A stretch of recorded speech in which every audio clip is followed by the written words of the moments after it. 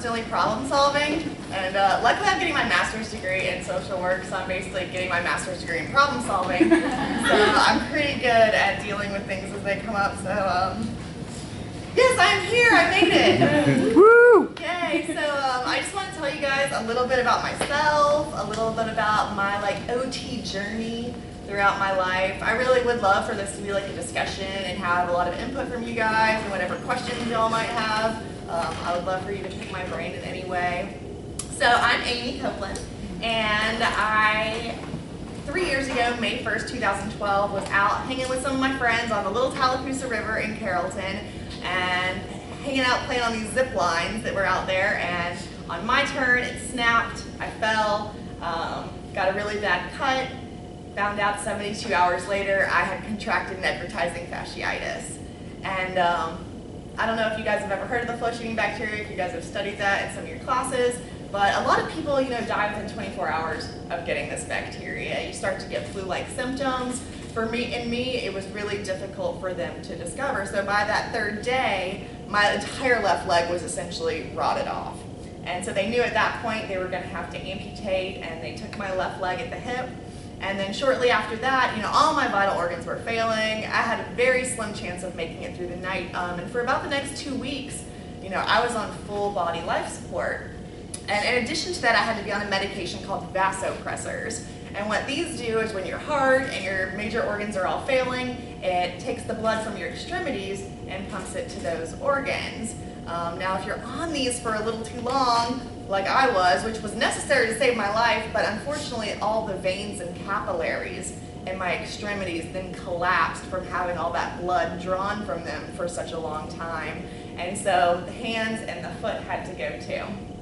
So I wake up in the hospital. I had a little bit of coherence right before they took my hands off. They did talk to me about that, but I was doped up on so many drugs, as I'm sure you can imagine. I didn't really know what was going on. So when I wake up in the hospital, I'm missing, both my hands, my right foot, and my left leg. And one of the first things that once I regained sort of consciousness, I realized, wow, I have friends. That's right. I remember I have friends and a boyfriend and a cell phone somewhere. And so one of the first things that I asked for was my cell phone, and that was the beginning of my OT journey. Because I've got this cell phone, and I had not caught on to the smartphone trend yet at this time, so I still had one of those little black slider phone, little keyboard that pops out. And so the first problem-solving adventure was to figure out how am I going to use this phone. And it took a lot of creativity, and I think that's one thing that I have learned about occupational therapy in this journey is it's all about creativity. I mean, just having to figure, everybody's a completely different situation. Having to figure out how you can adapt for that individual, for what they want to do, for how their body is shaped, for what their abilities are. So the occupational therapist there made me my very first prosthesis, which I ended up calling very affectionately the claw, because it was made out of thermoplast, and it just went around my arm right here, and it just had this little claw that poked out with a very narrow tip. And I could use that to press the buttons on the phone. And then on my left arm, he made me just something that slipped over and it had a little Velcro on it that I could Velcro my phone on and use. And I don't know if he had ever done this before, but it worked really well. At least for the beginning, when the only thing I really needed to do was use my phone. That was the only activity I was really concerned with. So later, I graduated from the ICU. That was all happening in the ICU. So this was an OT in the ICU, which he worked at a burn center. He had not been used to working with amputees, that was not something that he read about in a textbook. At least I don't think it was. So to me, that just really illustrates thinking on your feet and dealing with what you have. When I went to Shepherd Center for outpatient rehabilitation, it was much more straightforward. They had been, working with all kinds of people with spinal cord injuries, figuring out how to do mostly activities of daily living, which is the first thing that I was concerned with at Shepherd is, how am I going to brush my teeth? How am I going to brush my hair? How am I going to feed myself? And they had great ideas for all these things. It was they had all the answers. There was this universal cuff I could put on. Y'all probably heard about the universal cuff, right? Stick your fork or your pencil or whatever, and it was pretty great. And it was pretty smooth sailing through that journey until I went home. And you know, when I go home, you realize that the activities of daily living aren't just brushing your hair, brushing your teeth, eating. There's a million little things that we do every day, and there were a million little things that I had to figure out. And creativity was so important, thinking outside the box, just using whatever faculties I did have to be able to do the things that I wanted to do. And so, you know, some of the things that came up were a lot more difficult for my occupational therapist in outpatient rehabilitation, because then I'm thinking, you know, I had really long hair at the time of my injury, and I wanted to be able to put it in a ponytail. And so I went to my OT, and I must put in the disclaimer, he was bald. He was bald, so probably not an expert on ponytails, right? And you know, when I asked him, how do I do a ponytail, he basically just said, you know, all bilateral upper extremity amputees that I've ever known just cut their hair short. And for me, that was not an answer to my question. That was a way around it. That was cheating. I wanted the long hair. You know, my hair has always been kept long, and I just wanted to at least have that continuity from like the person that I used to be to the person that I am now. I wanted to retain that. And so that's to me also where, you know, kind of self-determination comes in. Like being able to have a client say, this is the things that I want to do, and you know, and valuing that, and valuing that that's what they want to do. So I'm really stubborn, so when people tell me like you can't do something, I use that as an opportunity to show them differently. And so I vowed at that point that I would figure out how to put my hair in a ponytail, not just for myself, but for all the other bilateral upper arm amputees that don't have an answer.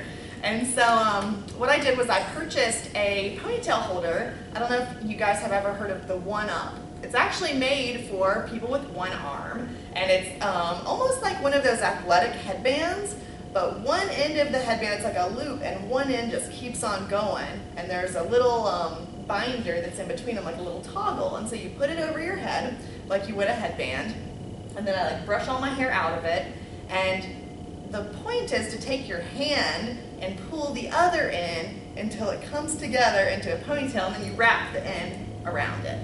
Well, I tried this thing for like 6 months, all the time. I'd already cut my hair short, and I'm trying it, and it's not working. I just can't get enough tension on it. I'm putting it in my arm right here, and I can't get enough tension to pull it tight. So I kept trying, and I think that that's one of the biggest things in figuring out how to do something. Keep trying, persistence. And I think if you want something bad enough, if somebody wants something bad enough, they'll do it until they get it, and they'll keep trying different things. So one thing I've really learned through this is where there's a will, there's a way.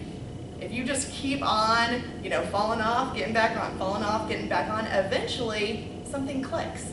Something clicks in your mind, and I don't know what if it has to do with timing or like what that little voice is, but after about 6 months of messing with this ponytail holder, I looked at it, and a voice in my head said, just tie a loop in the end of it. And I tied a loop at the end of the ponytail holder so I could just stick my arm through it and pull instead of trying to keep tension, and I got the ponytail the very first time. So I think that really shows how it can be the smallest thing, it can be that smallest little thing, and if you just keep trying, it clicks eventually. So that was really amazing. And you know, just getting back to the people that have told me what I couldn't do, I think that must be really easy to do as a healthcare practitioner, because you see so many people and you see so many similar situations, and you start to make generalizations based on what you've seen, that's logic. That's how our brains work. But you know, every time that's happened with me, I've always thought, well, you may have seen this situation before, but you've never seen me before, and you've never seen what I'm going to be able to do. And I think that's just really important to keep in mind, because if you have that motivation, if you have that will, there's no telling what you'll be able to do. That being said, we all know it's important to be realistic. I'm now interning at Shepherd Rehabilitation Center, where I once was a patient about 3 years ago. And you know, we have people with spinal cord injuries that come in, and their main goal is, I want to be able to walk, and they have a C5 injury that's totally complete. And you know, you think back to all the people you've worked with, and it's like, you know, but you don't want to tell them they can't, because who knows what kind of technology can come on in the future. You know, who knows what anyone could be capable of. And so one social work skill that I've kind of learned to deal with these questions about what am I going to be able to do, there's actually a name for it in social work, but makes it sound very tricky, like a psychological mind game, but it's called blurring and embedding. And so if someone asks you a question like that and you're not sure how to answer it, then a good way to handle that is to say, you know, I don't know what you're capable of. I don't know what you're going to be able to do. But, and that's the blurring part, it's really not certain what can happen. Life is not certain. And then the embedding part is saying, but if you work hard, and if you want it bad enough, and if you just keep trying, there's no telling what could happen. And that's something that I found extremely useful when dealing with those situations, because instead of saying, probably not going to happen for you, it leaves alive that hope. You know, I was actually getting my prosthesis done up in Ohio, and one of the prosthetists who was just walking through, he wasn't involved with the facility, he overheard me saying how I was going to walk with a left prosthesis and how eventually I wanted to get rid of the crutches. And he pulled me aside and actually told me, you know, I've seen this before and you're never going to be able to walk without 2 crutches. And that was probably unnecessary. I think we can all here agree. I didn't even directly ask him. I'm not sure what, you know, and sometimes that can be a huge motivator. Like I said, I'm stubborn, so that made me be like, oh no, you just didn't. I'm going to get out there and I'm going to show you what I can do. And about 3 months after that, I started walking with 1 crutch with my legs, which had been my goal. And then about 3 months ago, I was walking and I lifted up my 1 crutch and walked completely unaided for about 12 steps. So he may have seen it all before, but he'd never seen me before. So I think that's a really important lesson. So yeah, creativity, persistence. If you want something bad enough, you'll get it. And to me, keeping that hope alive. Because even if I had never been able to walk with 1 crutch, and even if I never am able to walk without any crutches, that hope is what keeps me trying.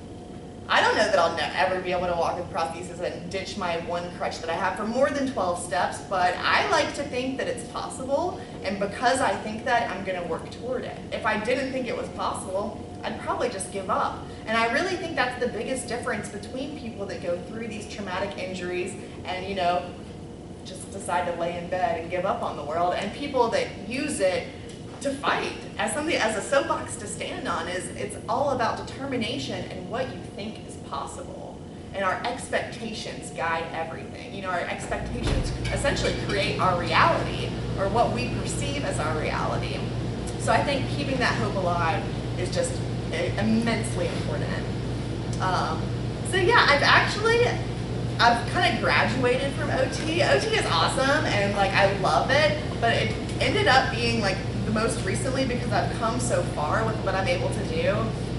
It's like I can practice on my own, you know? So I'm very glad to say that, but it was extremely valuable for me in the beginning, before I had learned these problem-solving abilities, to just sit with a therapist and just practice doing something. Maybe for an hour, just practicing the same task and having her from a different perspective say, maybe you could try it like this, maybe you could try it like that. And I felt like we were almost kind of co-occupational therapists at the time, because I was coming up with a lot of the ideas too.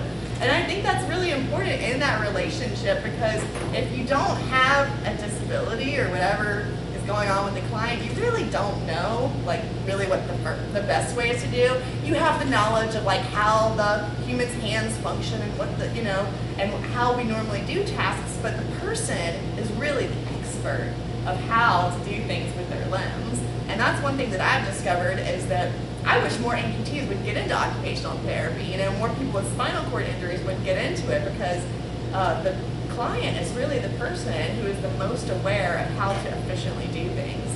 So I love just kind of viewing that as a partnership. And it really becomes to be a very close relationship. I mean, when I discontinued occupational therapists, it was like almost like I'm not going to see my friend anymore. Like, you know, I would bring food in and we would practice eating, and it's like having lunch with somebody. So that was really neat. It's a really unique field, and I'm really glad you guys are going into it, because we need a lot more of you guys.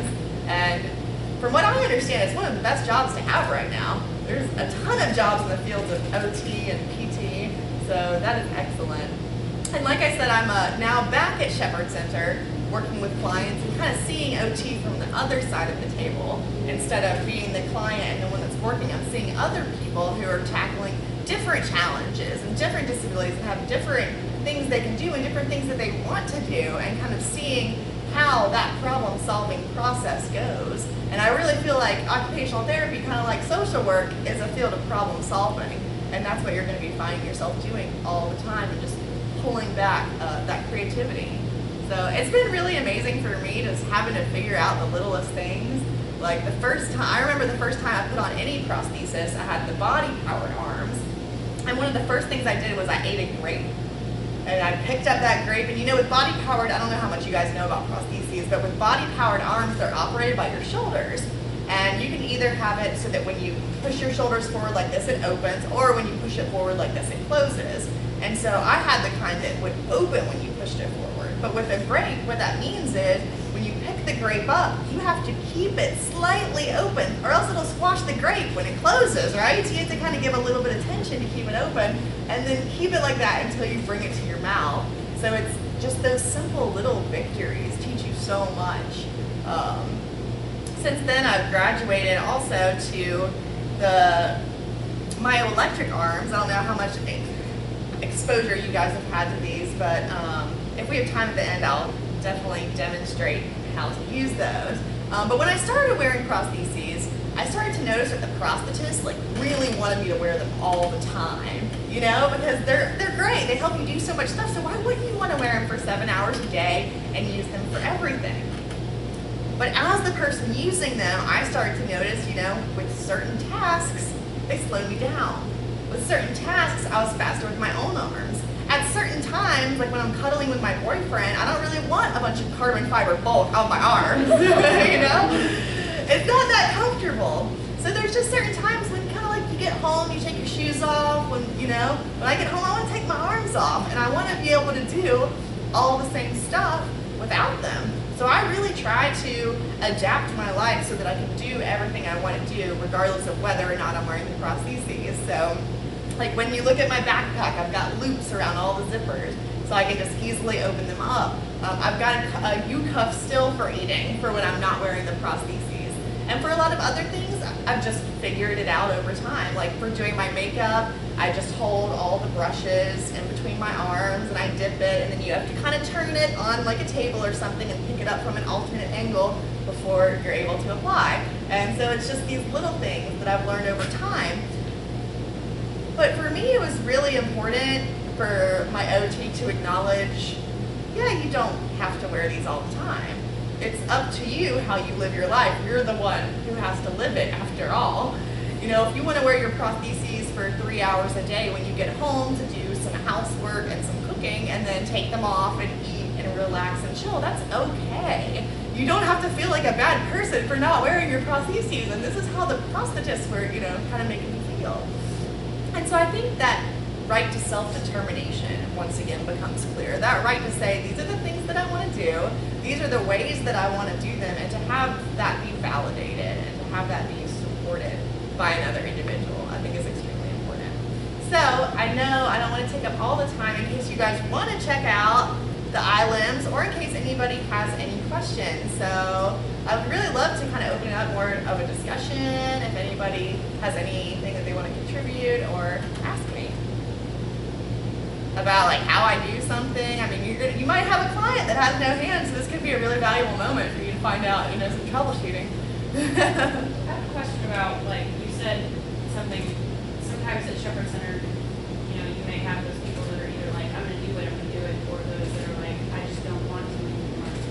What do you think it's going to be like for you as a social worker when you interact with people who are like, no, I can't, and, you know, like, how is that going to impact your interaction with them? Well, I think one advantage that I have to a lot of social workers dealing with people with disabilities is, you know, you can't say I understand to a person who has a spinal cord injury or has no limbs if you have all of your abilities intact, but I'm in a position where I can say I do get it, and I think that I don't even have to say that. I think people recognize that as soon as they meet me, and I think that that creates like a lot of hope in people, where they're like, well, look at all she's doing. when I see people at Shepherd Center and I tell them 3 years ago I was exactly where you are. I was in a bed just like that on the 4th floor, and since then I've gotten 2 master's degrees, and I'm working toward becoming an LCSW. I support all these nonprofits, so I think just by bringing that to the table, they have hope that one day they can be there also. Sometimes I have dealt with people that are still have not accepted their injury. They're very depressed, and when that's the case, emotional states, of course, cover over any kind of reasoning, and a person will find any reason to think that, they can't do something. And in those situations, normally how I respond, and I would probably do the same thing if I had all my limbs intact, would be to ask them, well, what do you want to do? I mean, you're kind of stuck here for at least the next 6 weeks, and so how could this time be useful for you? And to allow them to express that and allow them to start thinking about it. Because if I tell them, while you're here, we're going to figure out all your activities of daily living, and we're going to do all this stuff for you, then it's like I'm giving the goals. And that's not client directed, which is what I always strive to do. And that's to allow them to summon up their own goals, to think of their own goals, because then they're created intrinsically. And then that person has motivation. Because I might not know that this guy really loves fishing. And so if I'm like, yeah, we'll help you figure out, you want to come take a ceramics class? That, he might not care. So I think pulling in things that people care about helps spark that determination. It helps spark that motivation. I don't know if I answered your question. No, you did. Okay. I'm curious about the doll. This doll is actually I brought it for the keynote talk that I'm doing later. Okay, It's never prop mind. for that. I don't know, are y'all going to be there? Okay, yeah, you'll hear about it then. Stay tuned to find out. Will do. She will come up later. Her name is Jackie. She's very special. So what are your current goals? Right now, one major thing that I'm working on is a tricycle. I've always loved biking. I actually got into whitewater kayaking and wakeboarding this past summer because I love just being outdoors. And I've got some really awesome guys that are kayakers that have helped me make, they're not OTs or anything, and they've made me these hand paddles. I don't know if you guys have ever seen kayaking hand paddles, but they essentially fit over your fingers, kind of like a pair of Chacos, wrapping around them with Velcro, and then it's like a fin or a paddle sticks out, and then you can, and so there's a brand of these called High Fives. And so the guys made me some that fit over my arm that they call No Fives, which I think is awesome. And so I've been kayaking. So right now my next goal for my outdoor stuff is to get my tricycle belt. And what I'm working on right now is the last year of my master's in social work, and I will graduate in May, and I'm going to have a big old surgery in May. I don't know if you guys have ever heard of limb lengthening surgery, but it's actually a way to get more bone. So basically they take my lat out, cover my left side of my lat, they put a little contraption in my leg where there's, it's called an Ilzarov apparatus. And in this apparatus there's a metal pole that is attached to the bone, and then there's some other little pieces that protrude actually out of the skin, and every day I'll turn those with a wrench, and over about 6 months to a year, the hope is I'll have 3 to 4 extra inches on my left side. I'm currently fit as a hip dysartic on that side for my prosthesis, so that'll allow me to use an above-knee amputee prosthesis. During my tortured artist phase, while I'm getting my surgery, I'm going to write my memoir. And I want to do a book and speaking tour with my book when it's finished. And I want to use all of the funds from that to start a nonprofit, which is essentially a community center, an outdoor center, a park, a campground for people of all ages and all abilities, where you can individual, group counseling, nutrition, community garden, personal training. I have a lot of modalities that I want to open up. I'm really interested in a really holistic view of rehabilitation, where it's a drop-in center. People can come at any time, enjoy the outdoors, have that sense of community. I don't want it to be a park for people with disabilities, because then only people with disabilities go there. And I really want it to be community-oriented, so that people of all abilities can get to know other people and enjoy the outdoors together. Very excited about that. That's my main long-term goal.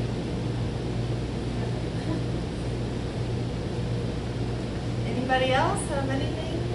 Were you always this upbeat, before your decision, you were always Yeah, I always had kind of the same attitude. Most of my friends say I haven't really changed, except for I'm actually a little bit more cynical now, which you probably can't tell. And yeah, and I'm missing my limbs, but other than that, personality is pretty much unchanged. Did somebody have something to do? I do, yes, I drove here, and actually I'm in the manual wheelchair right now because I had to do some quick problem solving in the parking lot because I have one of those big old ramp vans, because I usually use a power chair, and you know, the more technology you have, as Andrea and I were talking about, the more chance there is for it to break, and so the ramp wouldn't pop out of my van to let me out when I got here, which is very unfortunate. I need to take it to the car place, I guess. But basically, I roll in through that ramp, and I have what's called a 6-way swivel seat. And this seat will swivel in all different directions, raise up and down, so you can just get it perfectly. So I swivel the seat around, transfer from my chair into the seat, and then I use my right prosthesis to operate the pedals, which is very different from using your foot. Because if you think about it, you know, with your foot you have an ankle. You usually rest your heel on the bottom of the car, and then you just move your toe from pedal to pedal. And so if I'm on the gas pedal, I'm essentially lifting my leg, you know, with my quad here. I'm not that good at anatomy, but and then moving it to and fro. I use cruise control a lot on long drives because that gets tedious. And then for my steering wheel, I just use the natural holes in the steering wheel, and I put my arms through them, and that's how I turn the wheel and make all my turns. And the only other adaptations that I required were, you know, with most gear shifters, there's like a button in the side. Mine, you just push down, and you can move it back and forth. And I've got little tabs on my window buttons, so I can raise them and lower them, which is pretty cool. So, pretty simple. The ramp is what causes the most problems, because of course that's a big piece of technology that is apt to breaking. But I've been independently driving since 3 months after my injury, and it is everything. I mean, I've worked with a lot of people with disabilities, and I find the #1 barrier to going to school, to going to work, to getting out in the community is not having accessible transportation. And we just don't have a good system for it in Atlanta, unfortunately. So I feel so very blessed to have that vehicle. I have to drive to Valdosta, which is where I'm getting my master's degree, once a month. I would not be able to get my master's without it. I wouldn't have been able to make it to all my PT and OT appointments and just trips to the prosthetist. And, you know, I wouldn't be able to get here tonight. So it's really, really important. I really hope to see Atlanta making some big changes and to see more funding going into transportation for people with disabilities.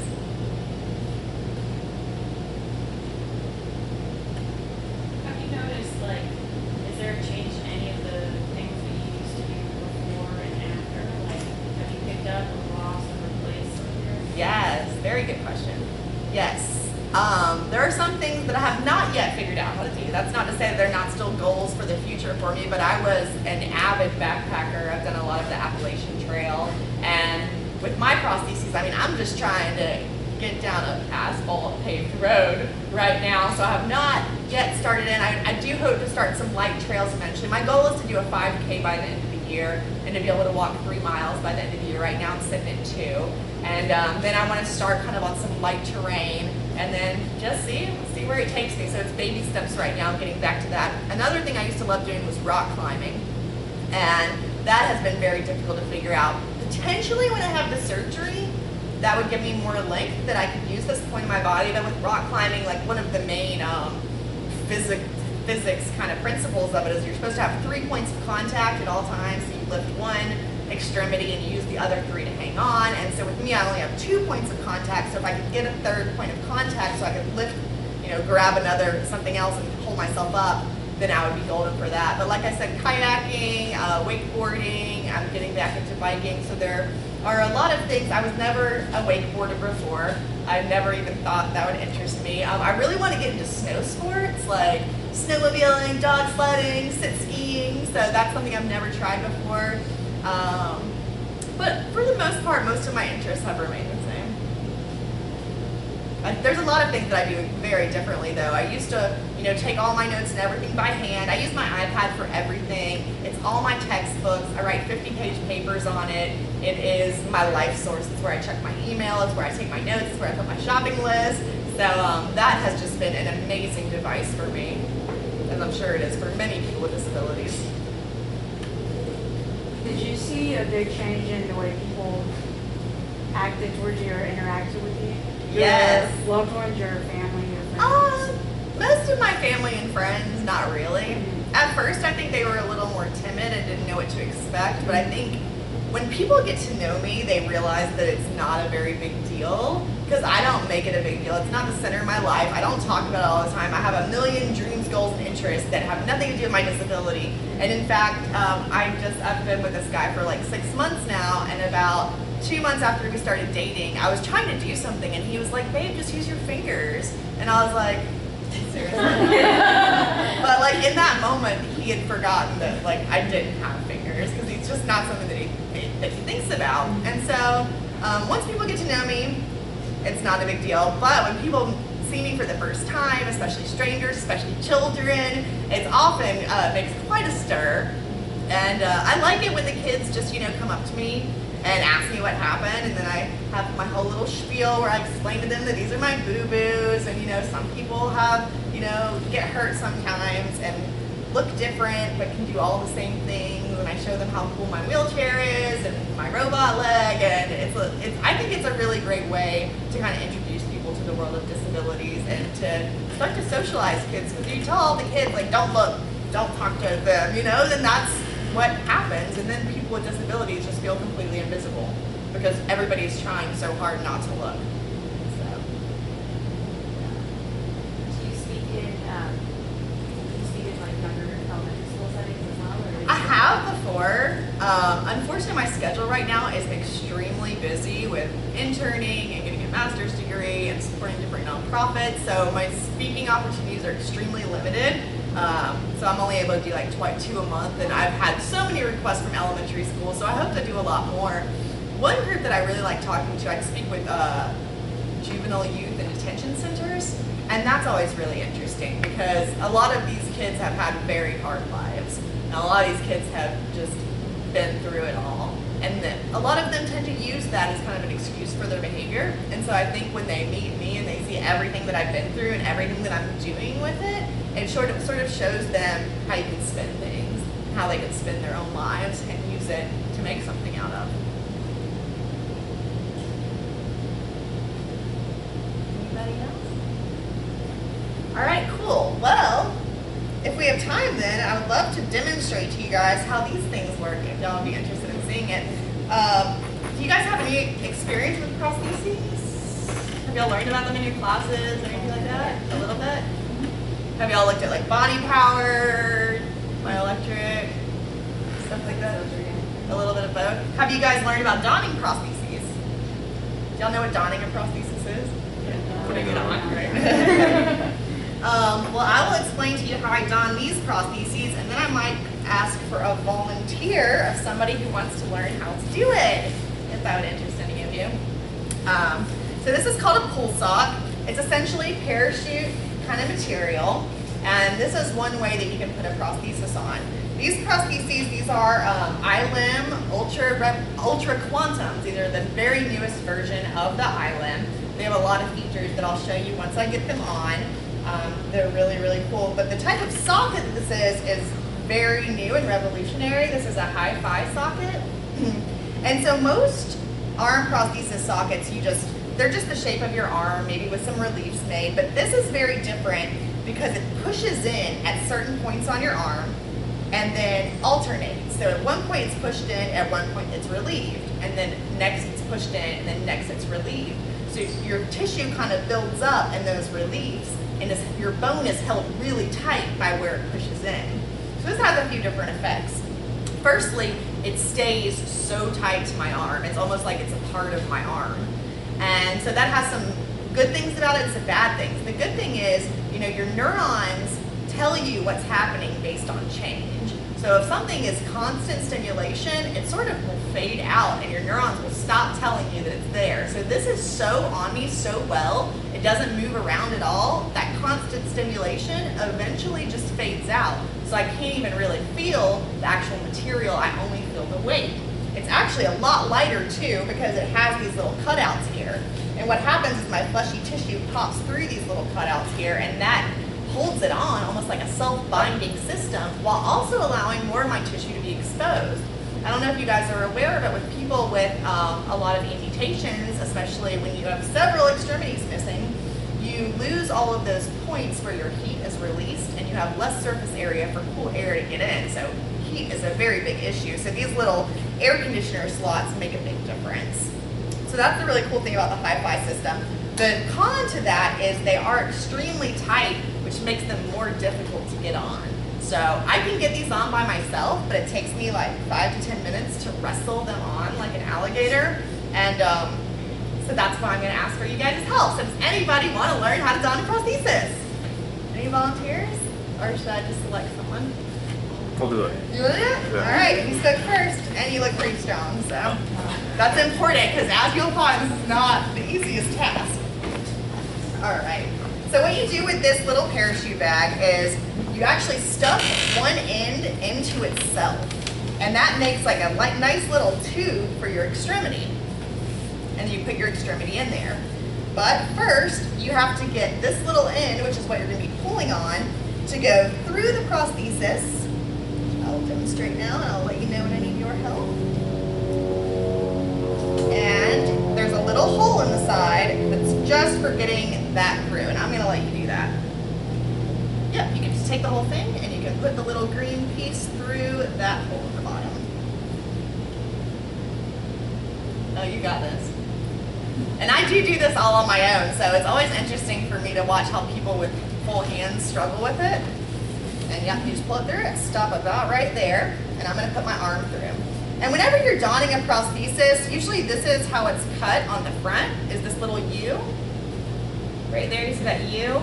And that matches up to this part of your arm. So where this line is right here, you want the center of that line to be in the center of that little U. And I'll just take this whole thing, and I will get myself set up, and then I will have you start pulling. So I've got it pretty much lined up. And then what you're going to want to do, the reason for this pull sock, you can push into some prostheses, but if you do that, the tissue gets caught up at the top, especially if it's really tight, and it doesn't flow into place. And there are electrodes on either sides of the arm, and if they're not in the right place, hitting the right muscle bellies, it's not going to work. Okay? All right, so you want to start pulling on that, the end? Yep. One thing that's really makes it a lot easier with donning prostheses, instead of just pulling from one point, to pull at different points. So maybe grab from here, then grab from the side, then grab from over here, and kind of pinch it. Yep. And so what he's doing is he's pulling my tissue in so that it all lands in exactly the right place. Yeah, it doesn't, but I just realized it's probably not going to work well because it's the wrong arm on the wrong arm. There we go. Okay, now you got it. And don't worry about hurting me. I'm pretty much unharmable at this point in my life. I have a very high pain tolerance, which you get once you've experienced so much of it. All right, so I'm in, and now he's just going to pull the rest of the bag out. Wow, you're good at that. Takes my roommate like 5 times to put it on. She has hands. All right, do you want to do the same thing over here? Put the green tube through the hole. So that was actually pretty easy. He made that look way easier than it should have. So now that it's on, I can switch it on. And so what I'm doing here is the electrodes are hitting these muscle bellies. And so the motion that I'm thinking in my head is like bending my wrist backward and bending my wrist forward. When I think about bending my phantom wrist backwards, because yes, I still feel like I have hands there, it triggers, the muscles here fire, triggering this electrode, which opens the hand. When I focus on putting my wrist forward, the muscle bellies here fire, trigger this electrode, and cause the hand to close. All right. Yeah, I imagine, okay, so I'm glad you asked that, because you read so many news articles about this prosthesis that you control with your mind. I mean, I control it with my mind as much as you sweep the floor with your mind by thinking, I'm gonna grab this broom and then doing it, you know? I'm thinking about turning my wrist backwards, and then I'm actually doing it because I still feel that hand there and I'm able to move that phantom hand. So I'm actually thinking move my wrist backwards. So I don't think open my hand, I think move my wrist backwards. So there's more steps involved there than they let on in the media. Is it easier when you think, like when you're actually going to do something versus when you're just like, let me open my hand? is you get used to doing certain things and like switching between the grasps, that I'll show you in just a minute, but some things are like more difficult to figure out when you're doing the task because you have to kind of walk through it in your head and think which grips, because you have to use your different grips, think which grip do I need for this, and then which one am I going to switch into, and to be quick with that. You know, if you walk up to a person and then they reach out to shake your hand and then you're like, oh right, I need to like get into this grip function for handshaking and then like open it, and you know, it's all in that moment. To do that really quickly and naturally takes a lot of time. All right, so I'm going to get myself set up here. I've got the center of that right there, and I will let you start pulling. And for this one, I was doing it before, but you might have to push against that hand. Yeah, so you don't pull the whole thing off when you pull. Yep, you are good at this.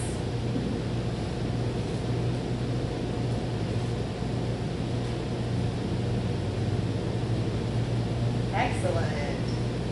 Thanks so much. And you can just stick that bag right there. So let me get this guy turned on. Thank you. Thank you for your help. Everybody give a hand for All right, so we've got both of them on functioning, so I'll just walk you through a few of the different things these can do. I actually have to brag on myself a little bit because there is one feature that was kind of my idea, because they gave me these hands initially, and like I said, the iPad is what helps me do all sorts of things. But of course, an iPad is touch sensitive, and these little guys don't have heat all on their own like our fingers do. And so it was really quite annoying for me to have to, because their answer to that was, you know, to have a stylus that you hold on to. And that was annoying for me. It's just one more thing that you need. And so luckily they put these spots. Can you see that on the index finger? There's a spot there. And that spot is actually heat sensitive and allows it to now work with all touchscreen devices, which is pretty cool. So the basic Tamayo electric arms are what I told you before about opening and closing. And then there's also the mini grips. Now the best thing about the iLimbs compared to a lot of other myoelectric arms that are out is it has the most grips that are pre-programmed for you to switch into. And the way with most arms that you would change your grips is I would do that bending my wrist backward motion, and I would either hold it for 2 seconds,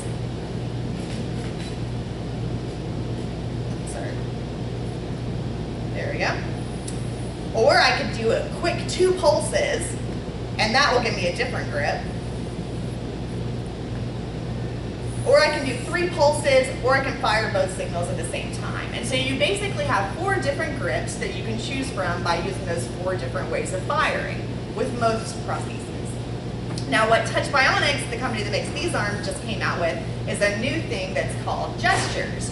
And with gestures, you probably noticed how when I was doing that, I had to kind of hold it by my arm, like, sorry guys, like, let me make sure I'm firing this right. So the cool thing about gestures is you hold it open, and then the finger twitches, and then you just slightly move the arm left or right, or forward or backwards, and depending on where you move the arm in space, it's actually got a gyroscope that detects it, and you've got triggers set for each direction.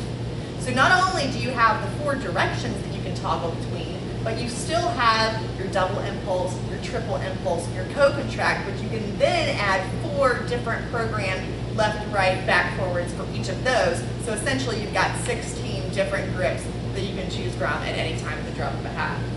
And 16 grips is more than anybody should ever need. I don't even use 16 grips. So I'm going to show you guys this again because I was talking when I was doing it. You probably didn't see like the little switch and exactly what I was doing, so I'll just demonstrate it. I'm holding open. There's that twitch. I move to the right. It gives me my 3-finger chuck. I hold it open. There's that twitch. Move to the left. There's a different grip. I love this grip, lateral grip and the thumbs up. But this is like really good for holding a plate, holding a credit card, holding a piece of paper. I mean, that's a grip that we use all the time. So again, I'll hold open, gives that twitch, move forward, and I get a totally different grip. I get my pointer grip, which is really good for the iPad. Use that for like doing anything on the phone, any kind of typing that you need. That's a good one. And then the last one that I have programmed that I use all the time.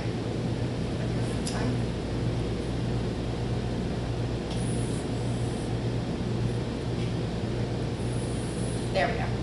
Is our pinch grip, which is picking up lots of little tiny items or mascara or whatever you need to do. This is also my chip grip.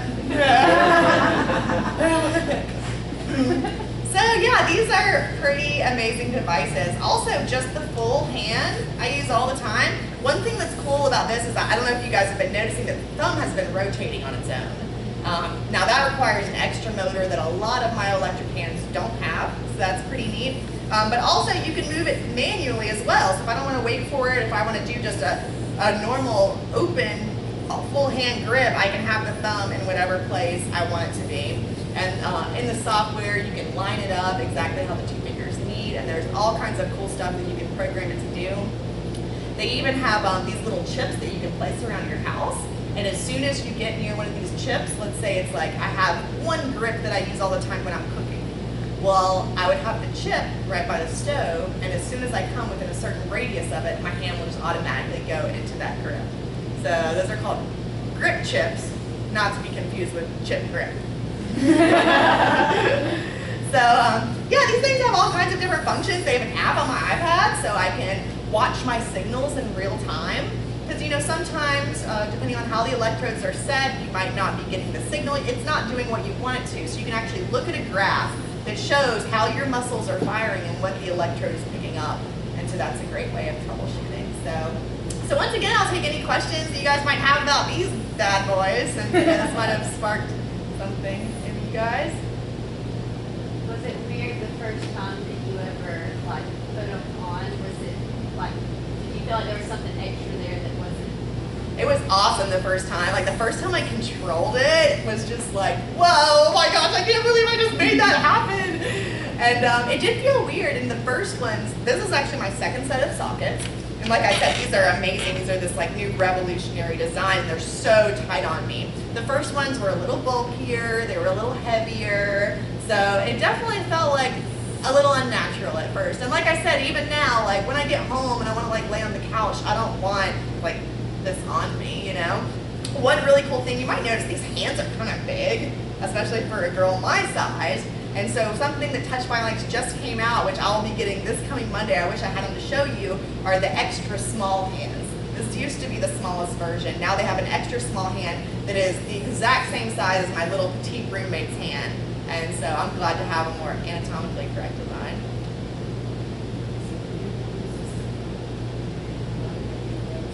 Yes, I use this. I love cooking, so that's something that these have really opened up the doors for me, is being able to cook. Anytime I do like makeup, like eyeliner, makes it so much easier. I can do most of my makeup without them, but if I want like to use liquid eyeliner or anything like that, I've got to have these so I can like pull my eyelid and, you know, hold it with my other hand. Shopping, being at the grocery store, they're very helpful for just giving me an extended reach. You know, some of the smallest things, like being able to scratch the back of my neck, being able to like get delicately right in my eye or get my hair out of my face, you know, little things like that they're awesome for. And also multitasking, so if I want to, you know, double fist it one night when I'm out, I can. Just kidding. But also, you know, I was talking about my prostheses earlier that I use on my lower limbs, and I do have a crutch that I hold with my right arm. So if I'm out in the community and I need to grab something or want to have a drink while I'm standing up, want to grab something off the shelf at the grocery store, it's great to have an extra hand to grab something. So yeah, they help me in all sorts of ways that are really, really incredible. Being able to, using these, I've learned to put little clips in my hair. That's an example of something that I can do with these that I have never been able to figure out how to do without these. But they have their pros and their cons for certain activities. Certain activities are more difficult when I try to use them. Like for example, I told you guys how I figured out how to use my ponytail holder. Well, these have these silicone gloves, which are awesome. They're sticky, so when you pick something up, it doesn't slip out of your hand. But when you're trying to do hair and you've got the silicone and it's just sticking to your hair, it's, you know, it messes me up every time. And I'm more behind my head when that's happening, and I can't really see what's going on, and you can't feel what's going on when you're wearing these. So if I'm just using the ends of my arms, I can at least feel what I'm doing. With these, I can't feel what the positioning is. So that's going to be a very interesting thing in the future of prostheses, because I know that's one thing they're working on, is basically innervating them. so that you can feel what occurs at the end of your prosthesis. So, lots of interesting things coming. You mentioned that you do feel phantom limbs. Those don't quite like correlate with what you expect your limb to be doing. So I think you said that for you to open the hand, you have to imagine bending your wrist back. Was there a learning curve with that where in your mind you thought this is what it should be doing and it's not? Yes, and I think it's kind of like speaking another language where at first you have to like translate every word in your head to a new word. So like in the beginning of using something like this, at every task you have to kind of translate into, okay, so I need to like open by bending my wrist backwards, and then I need to give 3 triggers to go into this grip position, and I need to bend my wrist forward to close around the object. And you have to do all that in your head before you go to it. And then eventually, I mean, honestly, the signals, the way you give the signals by bending backwards and bending forward are pretty similar to like how you would open and close the hand. So eventually it becomes like that muscle memory. It's just your new way of doing something. So now to like open my hand and grab an object, that just all naturally flows out. But yes, big learning curve. And some people aren't candidates for these because for some people, if you move your phantom limbs at all, it's excruciating. And so you really have to identify what kind of residual limb pain someone has to determine whether they're going to be a good candidate for a device like this. Anything else? I know our time's about up, but I think we could take like 1 or 2 more questions if you had any. You said you can put them on by yourself. When you have your bag, can you pull the bag out by yourself? Like the whole process? Yes, I can do the whole process on my own. It causes me to break a sweat. I begin to sweat when I do it. So usually I do that, before I put my makeup on and get my hair done. Today I was just running extremely late. I came from work and stuff, so I wasn't able to. But yeah, so I would, this is nice, the green thing, because it's kind of stiff. You probably can't tell. So I'm able to actually thread it through the hole. And then when I'm putting my first one on, which I usually put the right one on first, I would put my residual limb through kind of the space there, and then I would use that to pull it out, and I would have to pull a little bit, take a break, pull some more, take a break, pull some more, take a break, and then I can actually use the right hand once it's put on to pull the left arm on. But it is very difficult. The good thing is, I wanted them to be super tight, and when my prosthetist saw how difficult it was for me to don these, he's like, we can loosen them to make it easier. But I said I would rather struggle with them every day and the prostheses be nice and tight on me than the alternative. And over time, your volume begins to change. And so these will eventually be too big as my arms continue to shrink, which happens. And so I want them to be as tight as possible all the time. Do you use it in the shower? Or No. Okay, the one drawback to these arms, my electric arms in general, is you can't get them wet. If you want to wash your hands, like the best way is really to use wipes, but you can like get a paper towel wet and then use that to clean them, but you can't submerge them and they can't get wet. So like for certain things, like when I'm out gardening, I don't wear the island. Like when I'm going to start biking, I'm not going to wear the island. When I go kayaking, I definitely do not wear the islands because they are very expensive pieces of equipment. So for you don't want to put that much stress on them. And is there like a weight limit for how much you can hold? The only limit on the weight would actually be how much pain it causes. So like depending on how sensitive the end of your residual limb is, because what happens is when you lift up an object, it pushes down on the hand, which then pushes down on my residual limb inside here. And I actually do lift weights with these, and I have gone up to 15 pounds comfortably. So I can't imagine wanting to lift anything more than 15 pounds with one arm. That's 30 pounds if you're using both arms, and that's fine. So. This technology is amazing. But did touch on violence give you an option to one that's more skin or more fleshy? Good question. Great question. When I got my first set of prostheses, I was all about blending in and having them look totally natural. They have passive prostheses that are very beautiful, and you can't tell the difference between them and a real arm. But for this type of prosthesis, I did get it flesh tone pigmented at first, but it never matched the skin color of my actual skin. Because I get tan and then I get pale, and you go based on the day you're there, and then your skin color changes. They make noise. I just realized I'm not fooling anybody. So I might as well just make them look cool and robotic. And but yes, that is an option. And a lot of people do choose that, especially at first, because they want to kind of get back to where they were and what they had before. But at this point, I'm just trying to look cool. So.